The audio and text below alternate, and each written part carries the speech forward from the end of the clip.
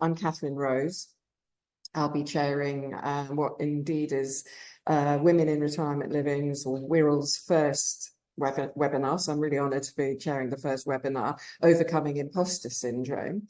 We've had an extraordinary response, and it seems like they're busily joining us right now. I'll introduce the panels with a little bit about myself. I'm Chief Customer Officer at Elysian Residences. I joined about 4 years ago now, originally as Sales and Marketing Director. Before that, I was Group Marketing Director at Audley Group, and then had a diverse career across retailing, food, media industries. I'll introduce the panel. We'll start with Kat, particularly because she has camera problems. So Kat is a bit anonymous at the moment. Thank you, Katherine. Hello, everyone. Yes, I seem to be experiencing the same problems. We tried to get my camera working. So unfortunately, it's Kat by night, but for my participation today. But my name is Kat Dowd, and I'm the Head of People and Culture at PRP Architects. And then Ali. Hi, everybody. Lovely to be here with you. My name is Ali Powell. I run my own consultancy called Commercial Acceleration, and I help to increase occupancy through sales and marketing optimization. And Philippa. Hi, everybody. I'm Philippa Keller. I'm the Managing Director for Richmond Villages. I've been in that position for almost 8 years, and that's part of the wider Bupa group.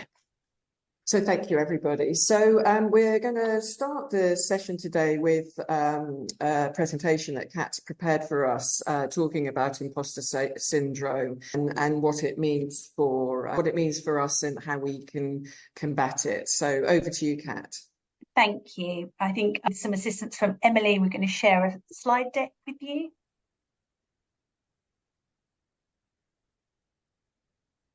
That's great. Thank you very much. So firstly, welcome everyone, and just thank you for holding space in your day to attend this panel talk.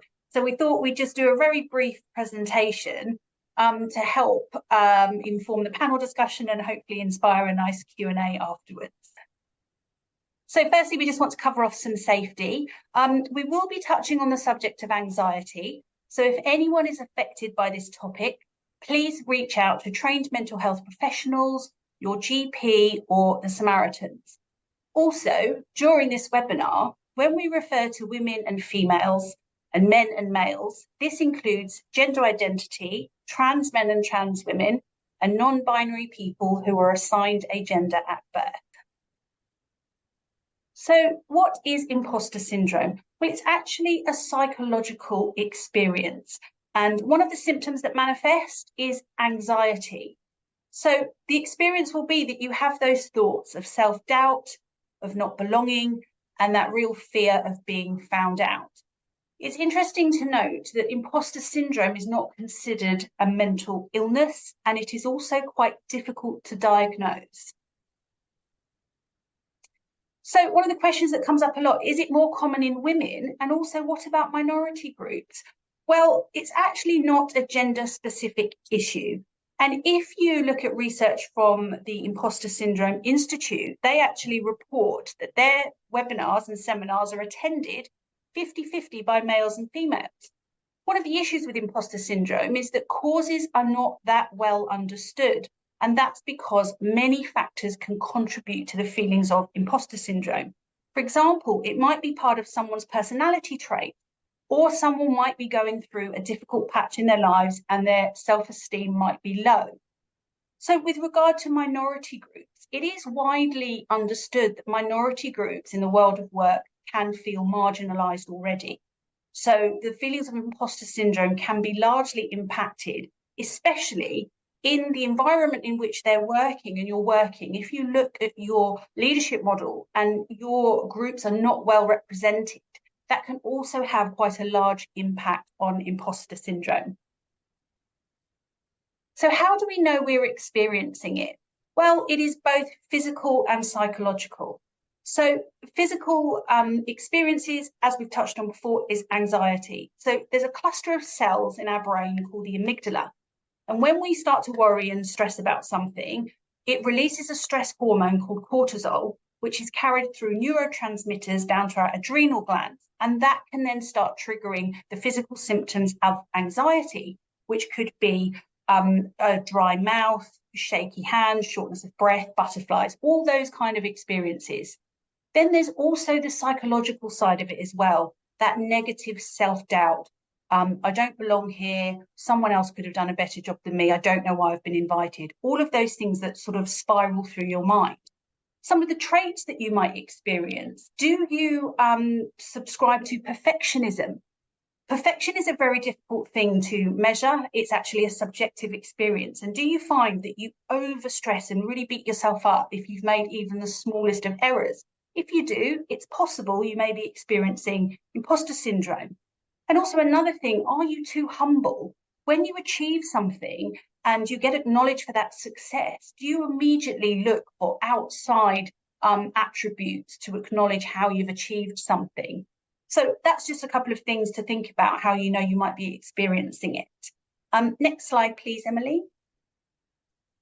So how can we spot it? Can we spot it in others? The short answer is it's very difficult to spot, other than the physical signs of anxiety. Now, I'm not a huge fan of making generalizing statements, but it is widely understood and accepted that males tend to internalize anxiety and females will externalize it.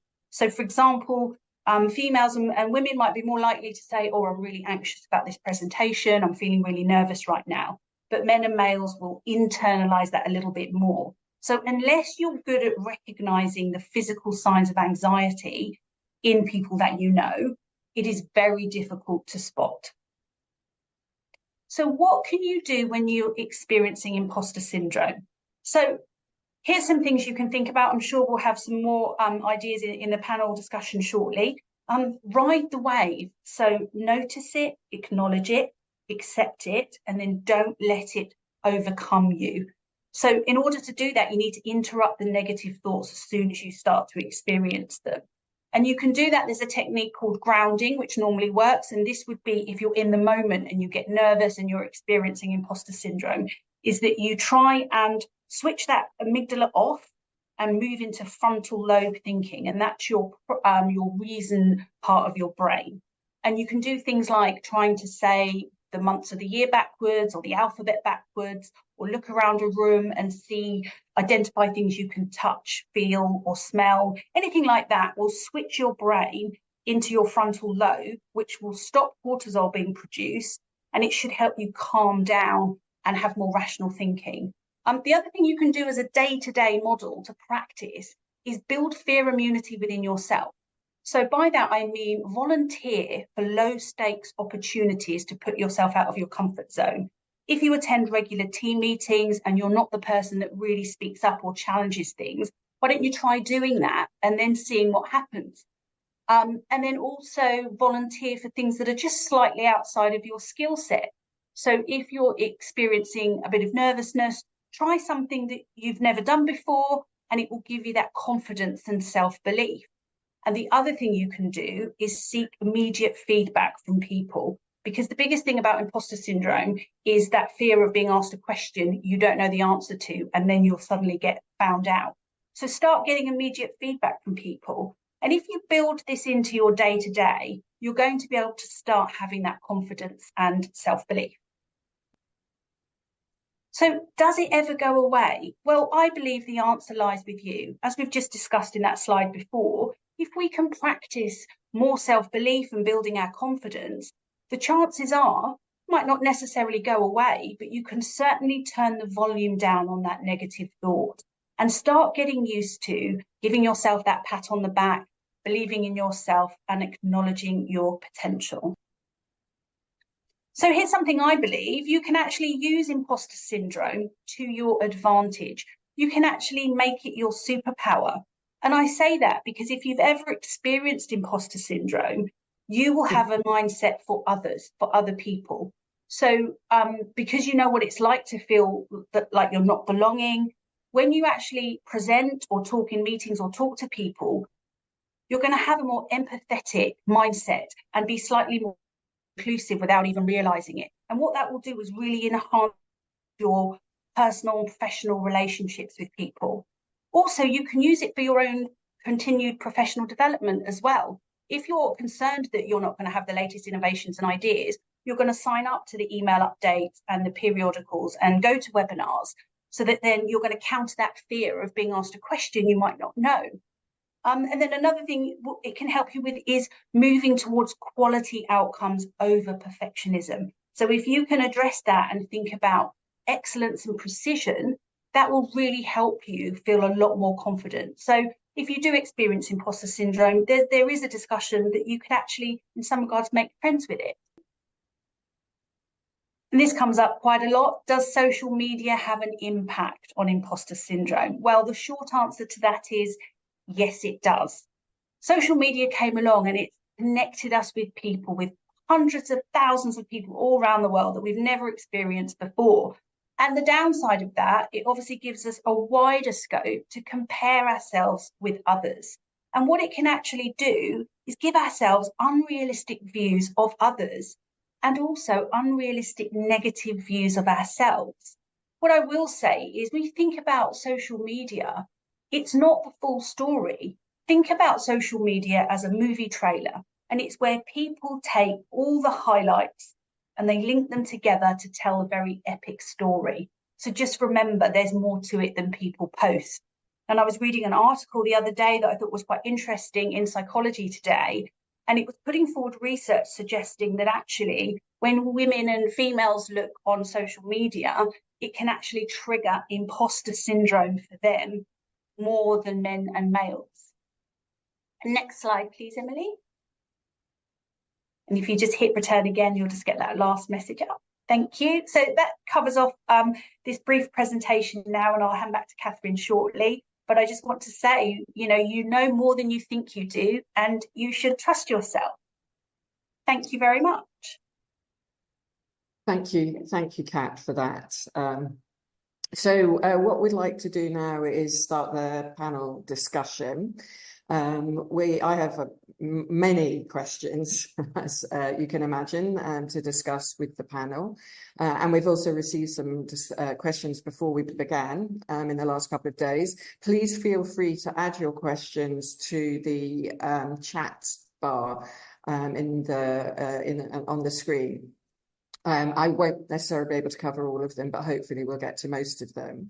So by way of starting and kicking off our panel discussion, we're all going to just tell a little bit about some experience we've had of imposter syndrome in our careers. And so I'll go first before I move on to our other panel members. Kat was talking about this issue of imposter syndrome isn't per se more a female problem than a male problem, more women than men. However, it clearly expresses itself in a different way, and I think the experience can be different. And I wanted to share a very specific way that I've struggled with imposter syndrome, which I think is a hugely cultural issue around being a woman in business. And this is, we have to sort of, if you like, walk this very narrow corridor, which men don't have to, in terms of what is acceptable behaviour and what you might call gender stereotypical behaviours, or just to put it more straightforwardly, you can't be too girly, but you equally can't be too, masculine and strong. So an example of this would be quite early in my career, having had a promotion.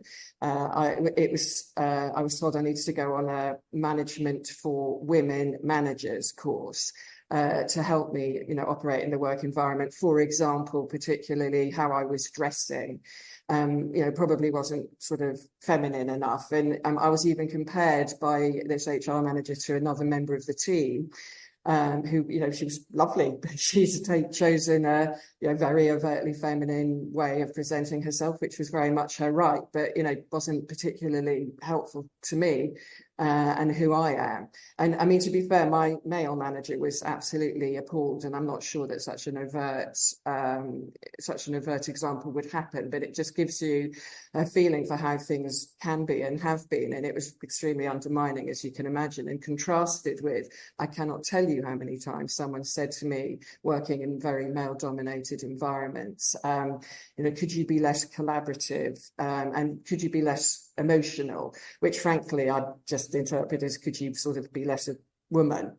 And, you know, so these are the battles we have. As someone described it, you end up feeling like a foreigner in your own country.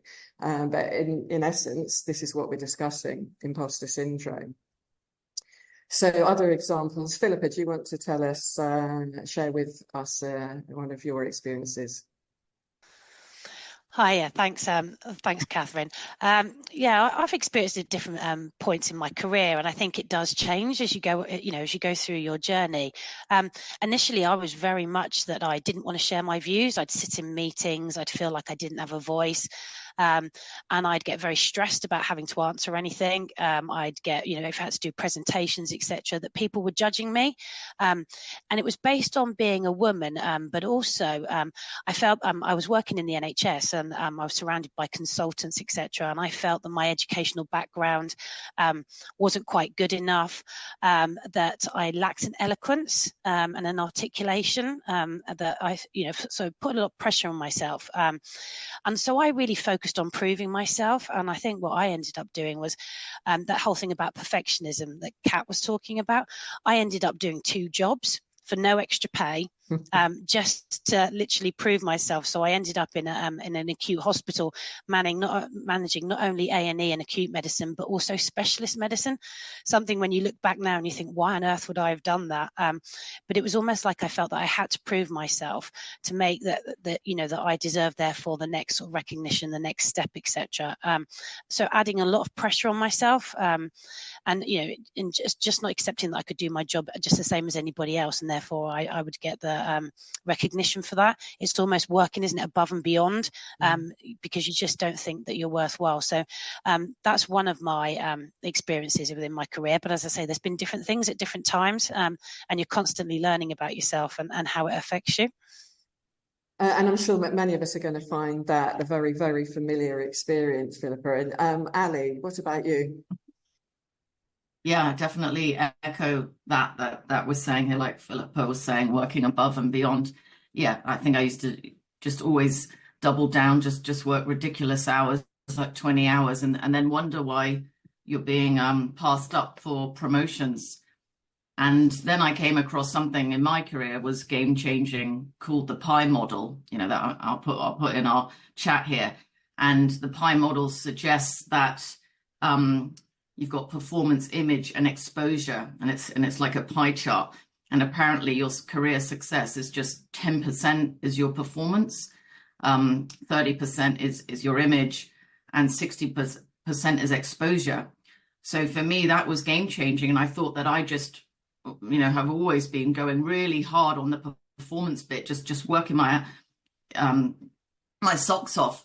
Image, fine. You know, I work a lot in the hospitality sector as well. So you know, I like sort of dressing up. But the exposure piece, I definitely had been more withdrawn and hidden. So for me, I really had to overcome that and anxiety and nervousness and put myself out there a lot more in networking events and just internally within the company to build my profile. Thank you for that. And I wanted to come back to you, Philippa, and ask you, when you look back, because you've talked a bit about how, you know, how the imposter syndrome had impacted your career. When you look back, are there things that you might have said or done differently, you know, had you not felt this way? Yeah, I think I would definitely have leaned in more, you know, rather than being that quiet person in the meetings, being braver and putting myself forward. I think what Kat said was is very true. You know, volunteering, making yourself feel uncomfortable, rather than avoiding situations. And I think also, you know, taking on new role. I tended to wait until I felt like I could do the next role. Rather than actually making yourself, you know, pushing yourself to take on a new role, knowing that you won't know everything, and that's okay. You'll know part of it.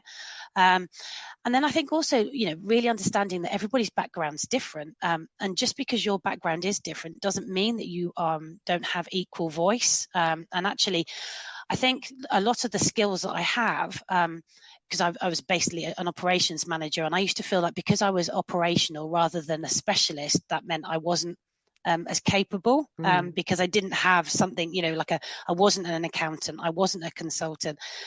But actually those things that make me, have made me very good at being an operational manager are real qualities that actually bring something different to being a managing director.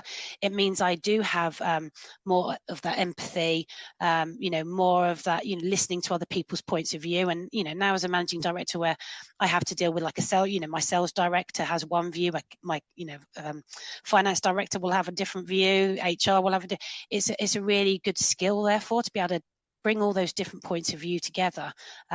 So I think it's just being a lot more confident in your own abilities and not viewing it as somebody else's are better than yours. And definitely I really would recommend leaning in. And you don't want to do those presentations, but actually each time you do one, it does become easier and easier. And each time you put your hand up and answer the question and realize that your voice is you have got a good contribution. I think, I would definitely do more of that earlier. And Kat, I want to bring you back in. Some of this is covered in your presentation, but I wanted to ask you specifically again, also why would you have done things differently if you hadn't had this experience of imposter syndrome through your career? Yes, I think I would have done. Again, it's exactly what Philippa was saying. It's that sort of just pushing yourself that bit more, and that negative self-talk.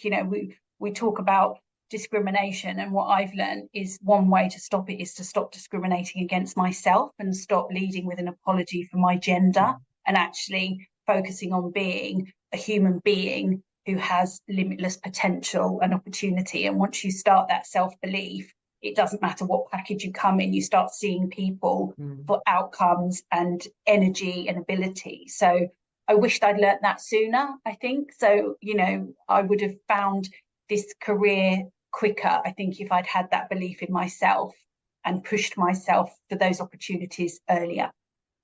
I think that sort of leads me on to the next question, really, that I wanted to ask, which you covered quite a bit, Kat, in your presentation. And I think people are going to find these, very specific ways of managing imposter syndrome really helpful. I want to come back to you then, Ali, and say, what strategies have worked for you in managing this issue, and particularly, what have you found particularly effective? Yeah, so I think that's very helpful to know what really works for me. So I think what really works for me is knowing techniques that I can do before big events or occasions that make me feel more powerful, that make me sort of trick my imposter syndrome. So I now more have an awareness that this is going to be happening to me before a big presentation or just anything, a big meeting with private equity investors. That's often what I'm doing, or a room full of men. And I've learned tips and tricks that work for me. So those are, for instance, this might sound silly to others, but this works for me. I like to go into a bathroom beforehand and do what's called power posing. So Amy Cuddy, she has this amazing TED talk. It's just hit 70 million. Where she does these poses. One of them is called the Wonder Woman, where you put your feet, a width apart, and your chest out and your hands out like Wonder Woman. And apparently, because she's from a very scientific, psychological background, if you do that for 2 minutes beforehand, it somehow, convinces your body that you are feeling more powerful. So I do that. I obviously have to wait until it's a quiet moment so that other women don't sort of come in and think I'm quite strange. But I'll find the right toilet moment to do that. So I have to arrive quite early sometimes. And then other tricks for me are my props. So for me, red lipstick works, like today, a great red lipstick, high heels, that makes me feel powerful. And just thinking of good visual thoughts about how this is going to, how this meeting, this outcome is going to be. And I wish I'd learned that before, because that does work for me. Amy would call it faking it till you make it. I am faking it sometimes. I'm just, in character, sometimes trying to be authentic, but just really trying to, push through any self-doubt. I definitely think there's something about being, you know, your authentic true self and learning to believe that that's where your real strength is. I think that's a very, very timely reminder, Ali. And what about you, Philippa? What have you found really works for you? I think Ali's right. It's finding those techniques, isn't it? My biggest fear was always standing in front of people doing a big presentation, and I used to shake, and I could hear my voice shake. And then, you know, speaking to people, going up and being brave enough to speak to people that look like they can just breeze it, and asking them how do they manage it, and they'll teach you the techniques that they do, and often you'll find that they have the same worries and concerns that you have. The one that I learned, because I used to shake a lot, was to put your finger on your top lip and press really hard.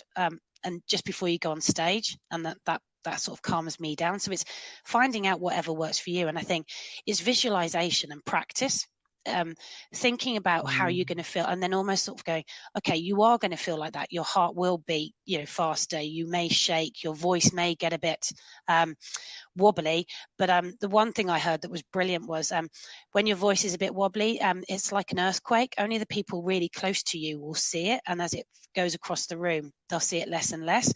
And that really helped me, because then I focused on the people at the back. And then you know, don't you? After a couple of minutes, it will disappear. And you'll be fine. So it's almost going through it in your head and thinking, well, okay, what's the worst thing that's going to happen? It's not going to be that bad. You'll be off stage as soon as you think about it. So I think that, and I think being open as well. I've been fortunate in Bupa. We have a lot of mentoring.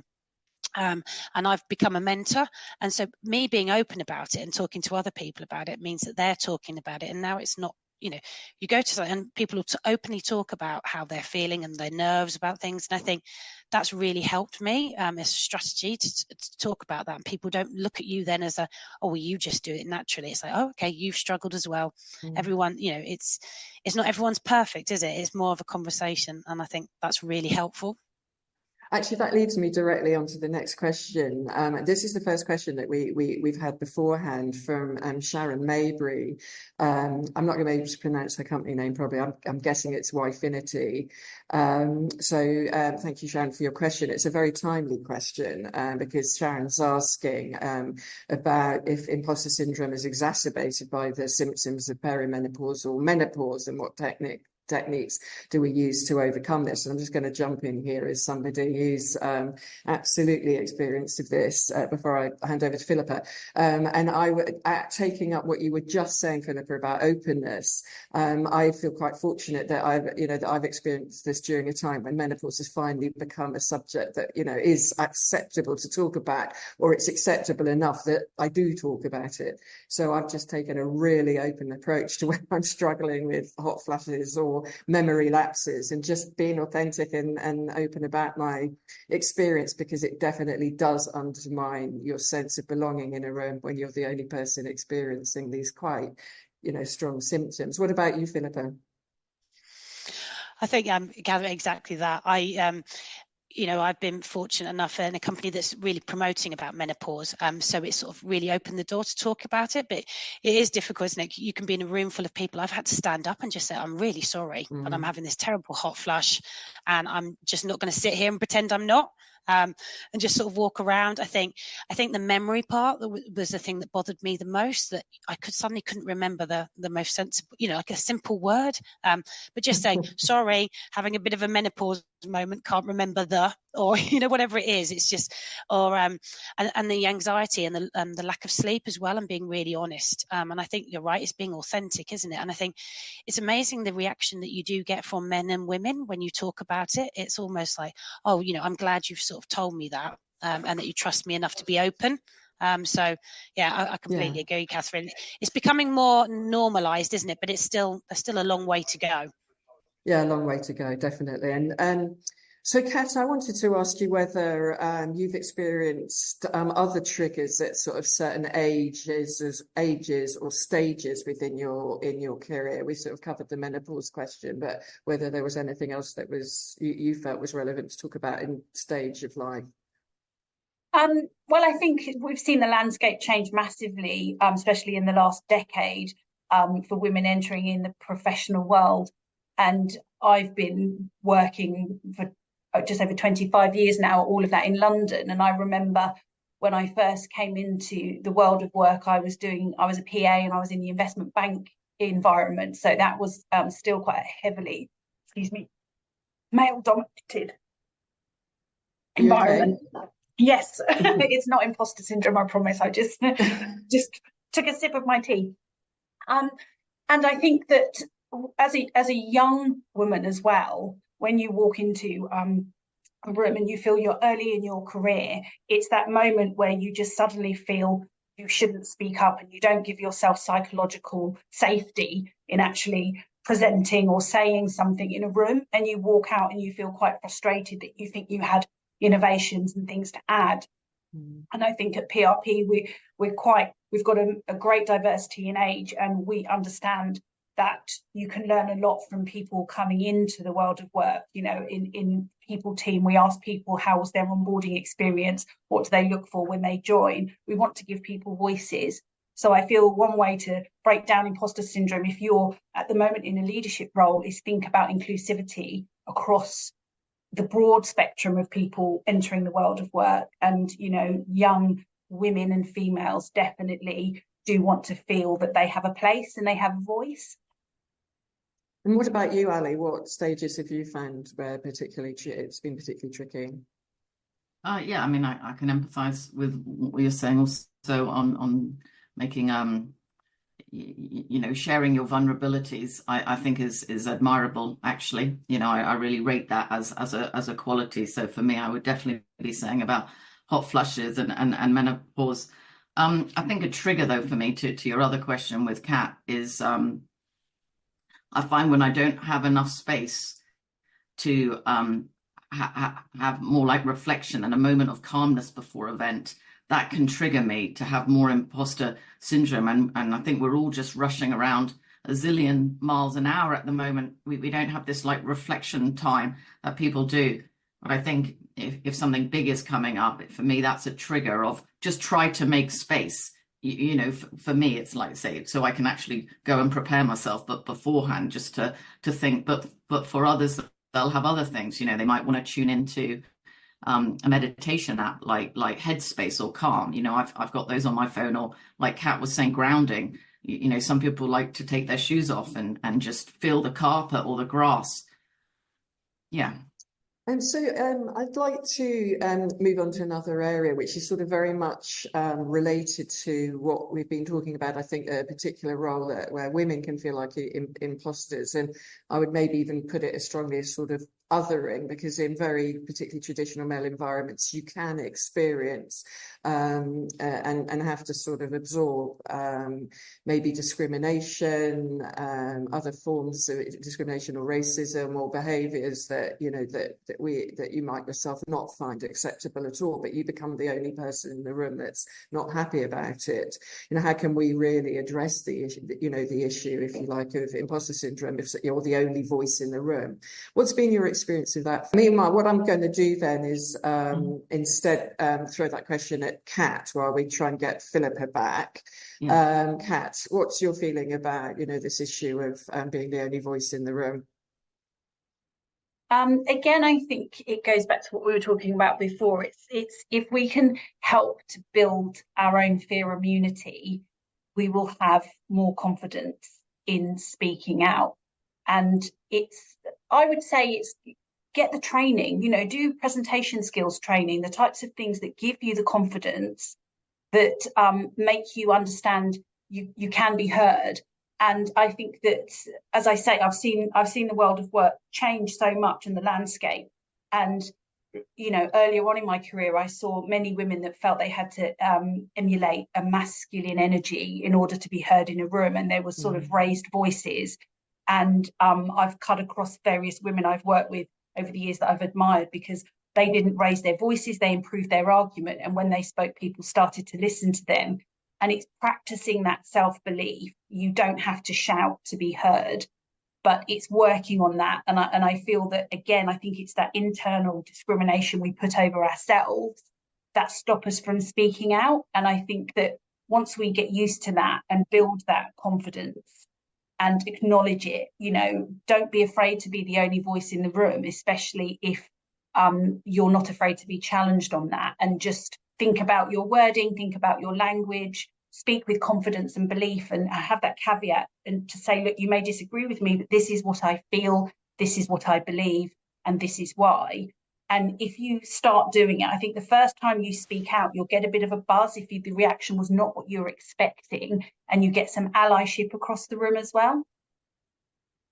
I think there's themes coming through already, isn't there, for us, particularly around confidence. I think, self-belief and confidence, and inevitably that, must be the counterplay to feeling like an imposter.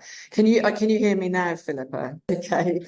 Let's go back. Did you hear the question that I was asking, and we've been discussing in relation to being the only voice in the room in potentially what I might like to call an old-fashioned discriminatory environment?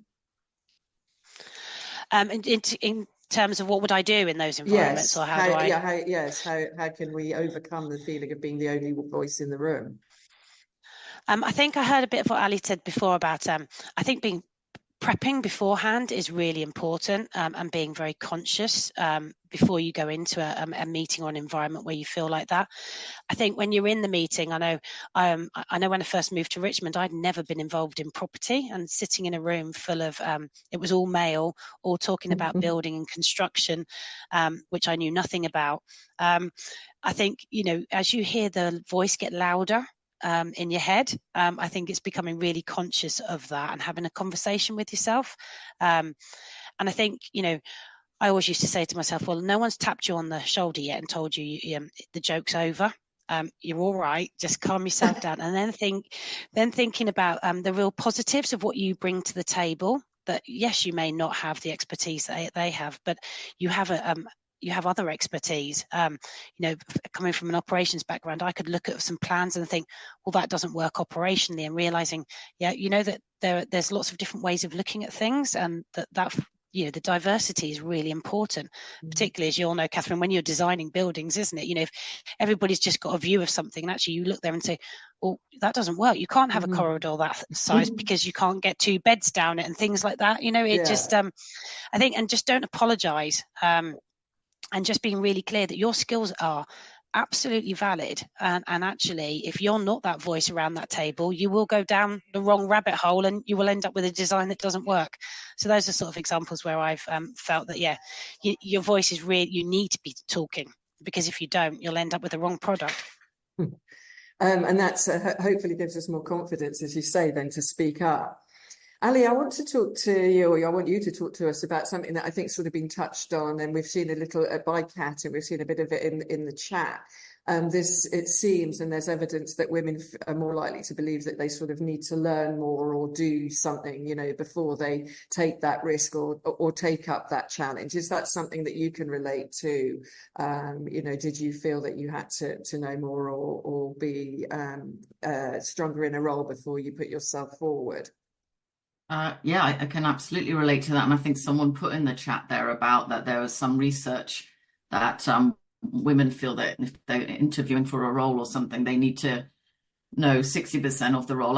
I would actually say 80% of the role is what I usually talk about, that we sort of go through and go, I can't go for it unless I know 80% of the role or 85% of a role, whereas men might just go 30% and I'll wing it. Like, this is just high extreme examples here, but just to make the point. I think it's definitely something that's going on. I've felt like that myself, and I've sabotaged, I think is a good word to be bringing in here, sabotaged yourself, where I've gone for interviews and I've ridiculously over prepared, like 200%, that then I haven't, slept the night before. I'm like some just walking, encyclopedia of knowledge. And then I'm just frozen myself in the actual meeting. I just go into robot mode because I've sort of overstressed myself, over prepared. It's interesting because I would say I sometimes have felt I need to do 100% of a role before I would push myself forward for it. And I've adopted now the what would a man do approach. Not saying that I would do it, but I use it as a calibration in my mind, what's me and what's real in that situation. What about you, Philippa? I think, what I was saying before, when I worked in the NHS, I did 2 roles to sort of prove to myself that I could do that, and I wouldn't go for the next role.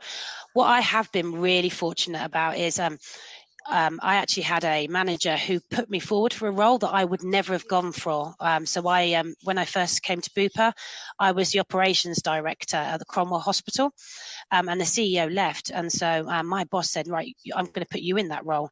And I was like, absolutely not. I can't do that. Anyway, he believed in me enough, and he was amazing because he put a support network around me so that I had a team of people that I could sort of talk to outside of the Cromwell, that just to make sure that I had that confidence. He said to me, I'll put it in for 12 months. After 6 months, he said, I told you didn't need it, and sort of pulled it away. But if without that, I would never have gone for that job.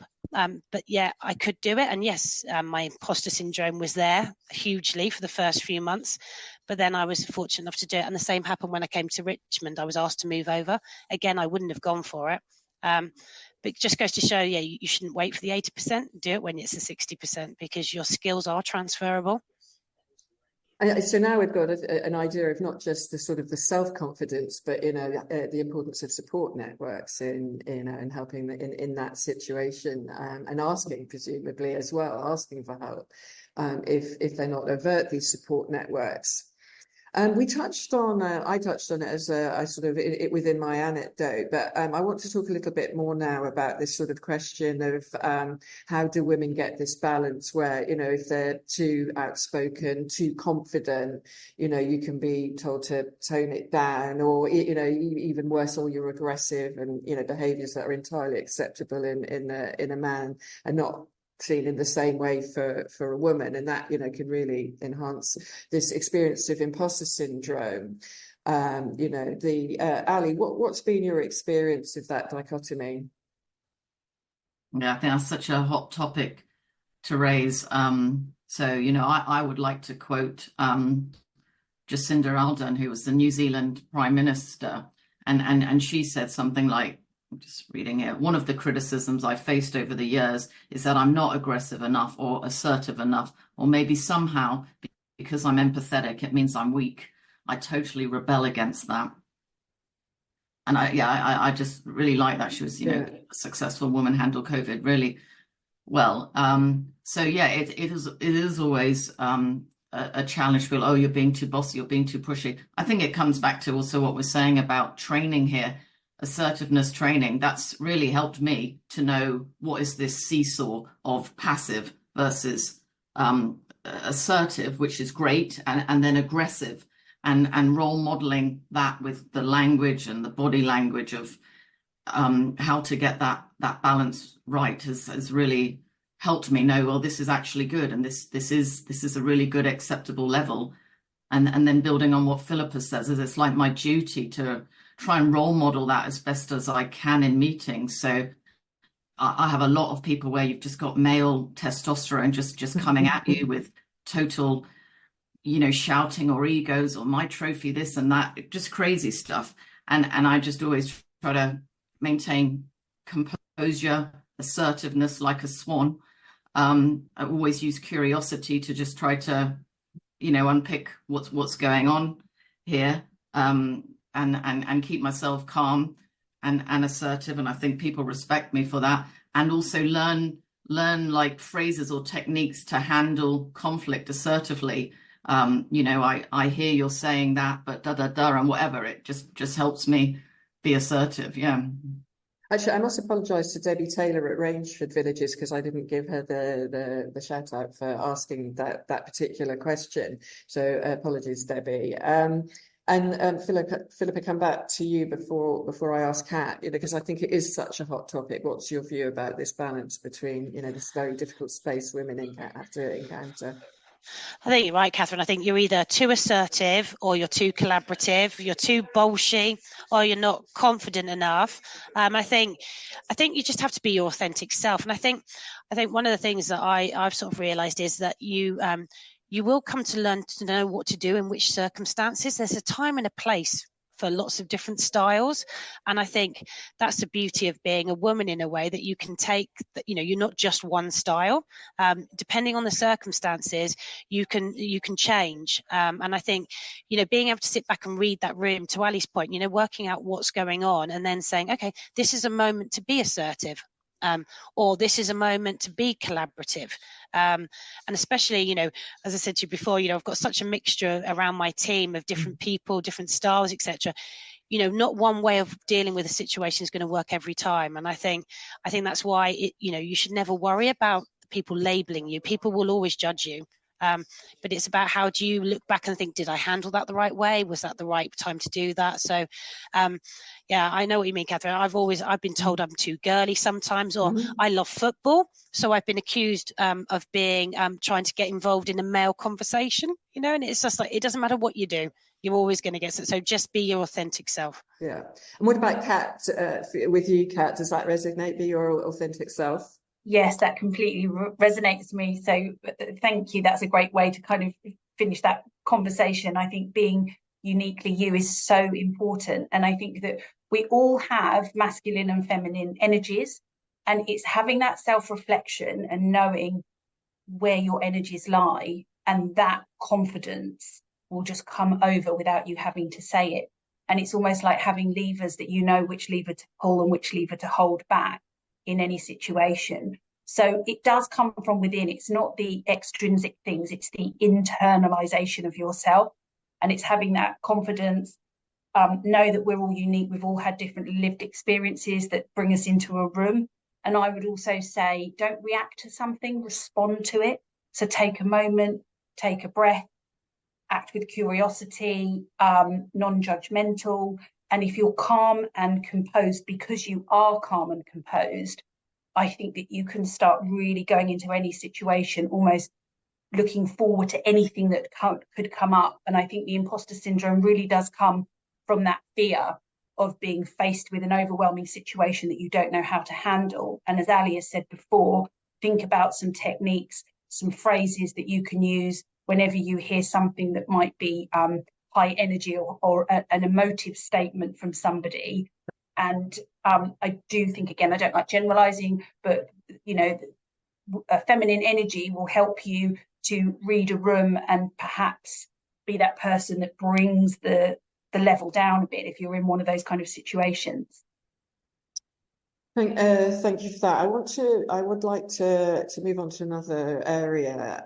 You touched on this, Philippa, so I'm going to sort of come back to you. Avnish Baines from DLP Planning was asking this question. You touched on it. So what could companies be doing to support their female employees who experience imposter syndrome? And you now being in, you know, a strong leadership role, what are your thoughts on that? You know, as I said, you know, it being part of Bupa, there's a big agenda, a big D&I agenda. There's lots of different things I think you can do. We have a whole campaign called Being You. And that's not just about women, that's, you know, everybody. That's the whole inclusivity. There's lots of training that you can do, so that we've done lots of D&I training for everybody. A lot about, we do a lot of celebration events, you know, celebrating our differences. I think mentoring schemes, absolutely. We have a fantastic leadership network for women. And on that, there's lots of webinars such as this. People come on and talk about their experiences, etc.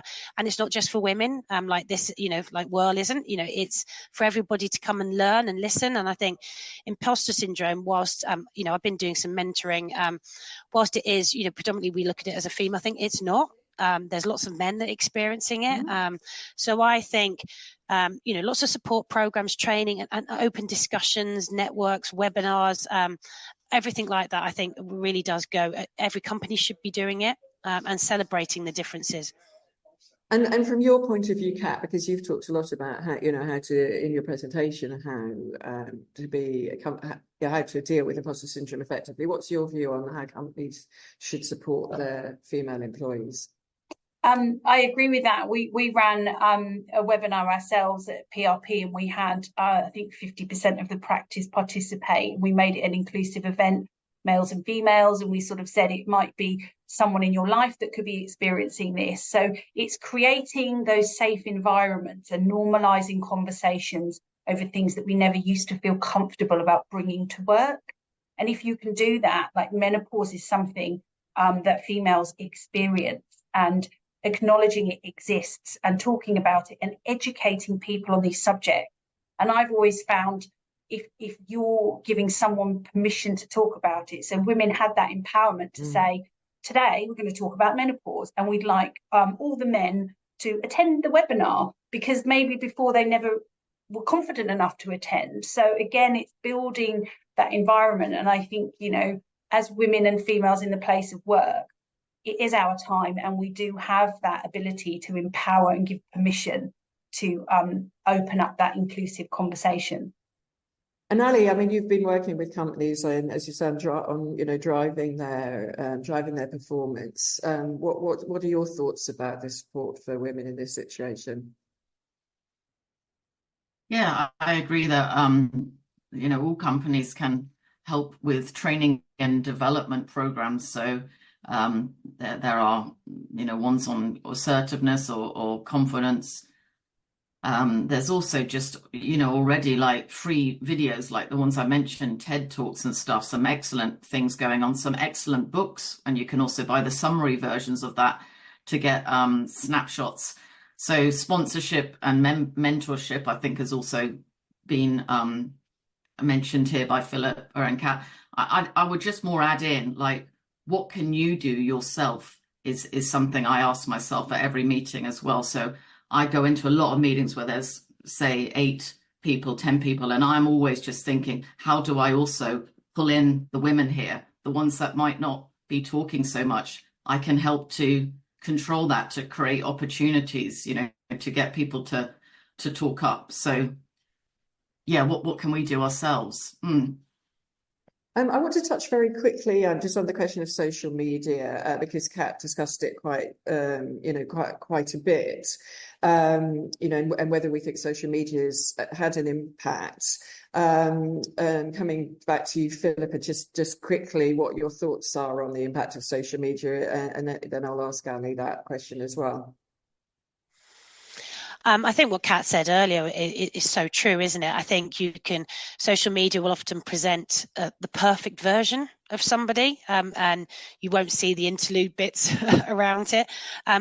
But however, I mean, it's also a positive, because you're getting, lots of people coming on social media to talk about different things, and be the voice of, lots of things what we experience. So it's how you navigate social media and making sure that you're looking at the positive things.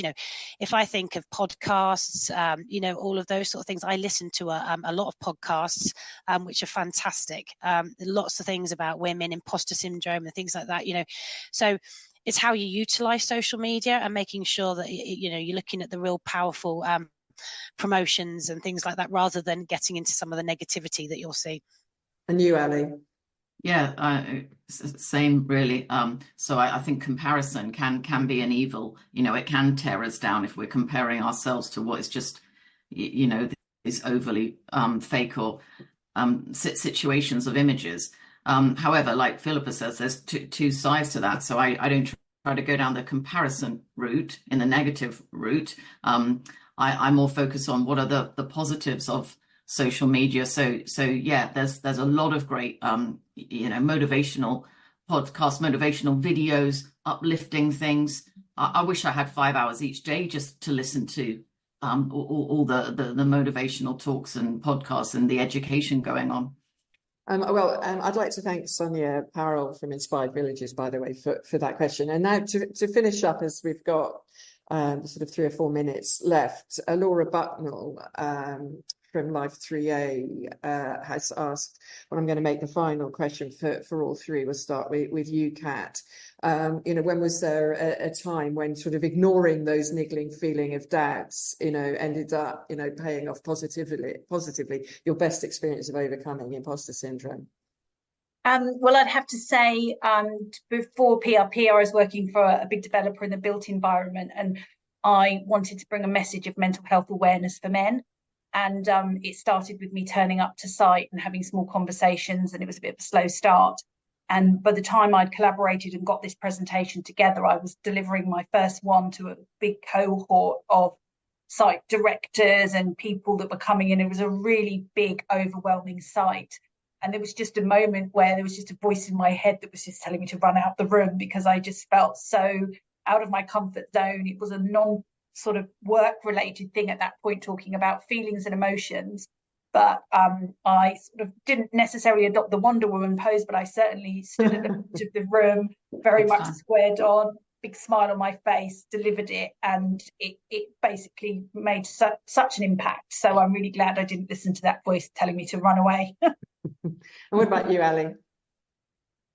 Yeah, I think it's like a sliding door moment for me. You know, we have a choice A or B. You know, I always love that. It sort of gives you a feeling of sort of empowerment. And I remember trying to do my sort of exercises in the bathroom and stuff, and it wasn't working. I think I was over hyperventilating, thinking this talk with this whatever private equity guys wasn't going to go well. And I was talking myself round to just, you know, make an excuse. Sliding door A says just slide out and go home and make up a lie of why you can't attend the meeting. But then I sort of, thank God, just overcame myself. I just sort of try to smash it on the head and say, just, you know, stay in your box here. Bad imposter syndrome. I'm going to do this. I've worked bloody hard, you know, to do this. And then thankfully I sort of did the sliding doors, and I went in and did a great, you know, whatever presentation about recommendations of how they could improve their occupancy. That works. So yeah.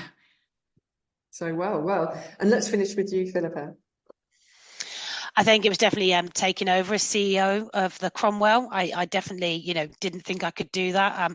I think, you know, actually saying, yes, you can do this. You are going to prove yourself, right? You know that you're going to take on this role, and it's opened so many doors for me.